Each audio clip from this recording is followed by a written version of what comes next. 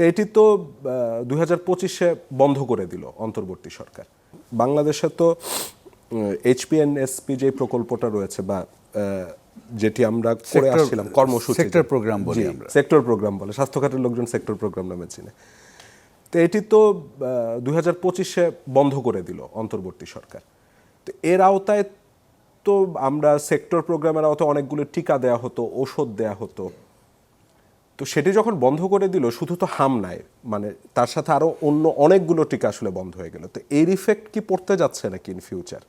এবং ঔষধগুলি আমি দেখলাম যে বিভিন্ন মানে জেলা উপজেলা পর্যায়ে বা প্রান্তিক পর্যায়ে ঔষধ সরবরাহ কিন্তু কমে গেছে।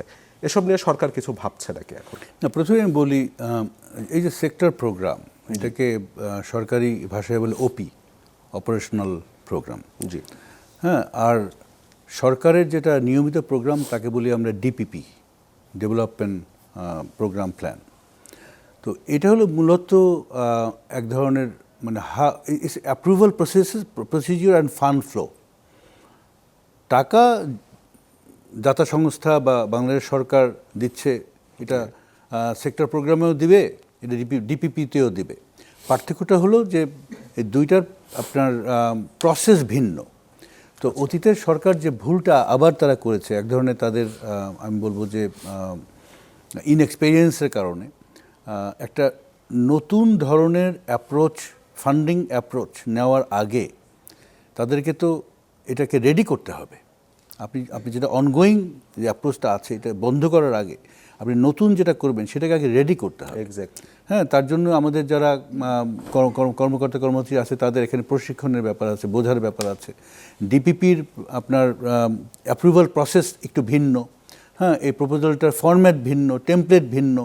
তো এই নতুন ফরম্যাট, নতুন টেমপ্লেট বুঝে এটাকে লেখা, এটাকে প্ল্যানিং কমিশনের মাধ্যমে, হ্যাঁ, একনেকের মাধ্যমে এটাকে অ্যাপ্রুভ করে, ডিপিপি অ্যাপ্রুভ করে কাজ শুরু করা, এর জন্য সময় দরকার।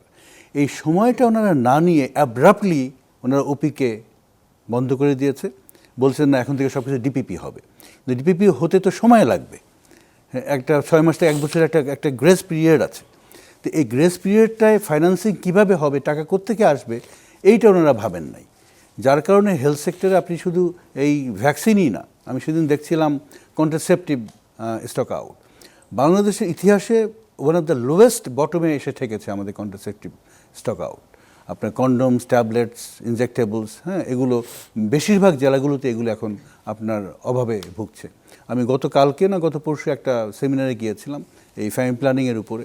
সেখানে মানিকগঞ্জের একজন deputy director, family planning directorate, উনি বলছিলেন যে তাদের মাঠকর্মীরা এখন অনেক জায়গায় মার খাচ্ছে, কারণ সেখানে তারা কন্ডোম দিতে পারতেছে না, তারা পিলস দিতে পারতেছে না, মানুষজন অত্যন্ত ক্ষিপ্ত। তো এগুলো অ্যাগেইন মানে এটা হলো আপনার একটা সরকারের ইনএক্সপেরিয়েন্স এবং অদক্ষতার জন্যই আসলে এই ফলাফলগুলো আমরা এখন ভোগ করছি। তবে ভালো কথা যেটা, সেটা হলো 1 বছর হয়ে গেছে, এখন অনেকগুলো ডিপিপি এগুলো আপনার অলরেডি ছাড় পেয়েছে, এগুলো কাজ শুরু করেছে, প্রজেক্ট ডিরেক্টর, হ্যাঁ, অ্যাপয়েন্টমেন্ট হয়ে গেছে, তারা কাজ শুরু করে দিয়েছে। আরও কিছু ডিপিপি পাইপলাইনে আছে, অতি শীঘ্র এগুলো অ্যাপ্রুভড হয়ে যাবে। আমরাও ফাস্ট ট্র্যাক করতেছি যাতে করে আপনার ফান্ডিং কোনো ক্রাইসিস না হয়, হ্যাঁ, যাতে করে ফান্ডিং কোনো ক্রাইসিস না হয়। এবং আশা করি যে আপনার অ্যাডভার্স আউটকামগুলো আমরা দেখেছি, এটা খুব শীঘ্রই আমরা এগুলোকে রিভার্স করতে পারবো। আমাদের যে বর্তমান অ্যাডমিনিস্ট্রেশন আছে, আমাদের বর্তমান প্রধানমন্ত্রী আছে জনাব তারেক রহমান, উনি প্রতিনিয়ত এগুলো খোঁজখবর রাখছেন এবং ওনার নেতৃত্বে আশা করছি যে হেলথ সেক্টর যে এই ক্রাইসিসগুলো থেকে উঠে দাঁড়াতে পারবে।